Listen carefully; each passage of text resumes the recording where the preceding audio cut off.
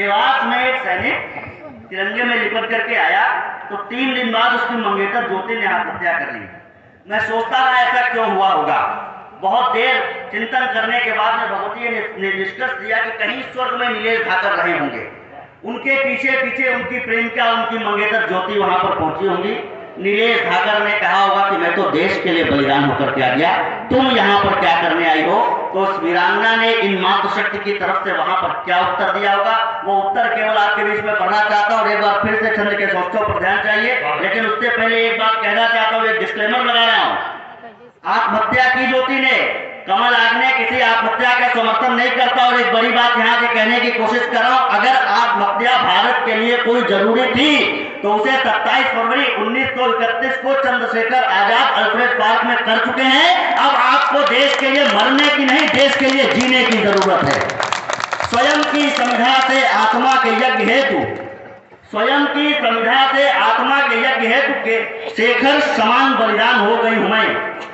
स्वयं की संविधा से आत्मा के यज्ञ हेतु शेखर समान बलिदान हो गई हूं मैं। शौर्य ने लिखा है स्वर्ण अक्षरों से शैल पर, स्वाभिमान वाला संविधान हो गई हूं मैं। वीर गति पति को मिली तो साधना की व्रति, सती पद्मावती समान हो गई हूं मैं। वीर गति पति को मिली तो साधना की व्रति, सती पद्मावती समान हो गई हूं मैं। वो आप मेरे देश पर बलिदान हो गए तो आज आप पर बलिदान हो गई।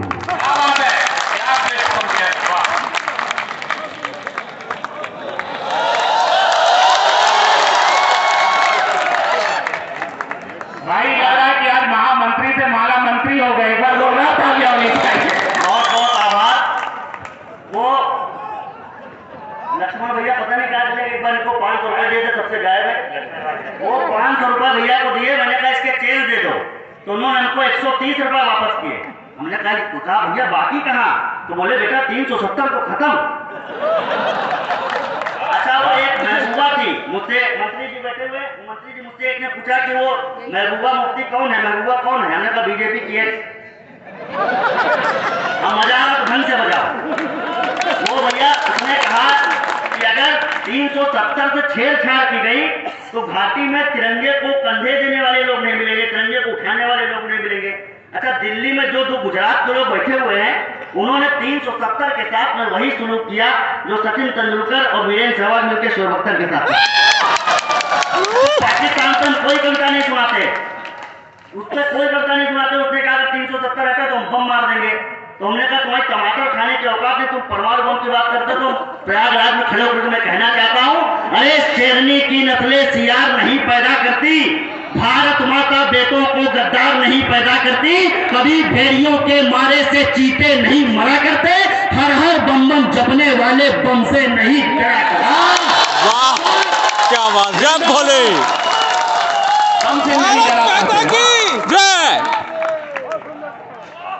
4 पंक्तियां अलग तरीके से सुनाना चाहता हूं। जो कभी कहती कि तिरंगे को कंधे देने और तिरंगे को उठाने वाले लोग नहीं मिलेंगे, वो जब अपने हाथों में कलश उठा करके शिवशंकर का अभिषेक महबूबा करने जा रही है, तो 4 पंक्तियां दूसरे तरीके से कहना चाहता हूं।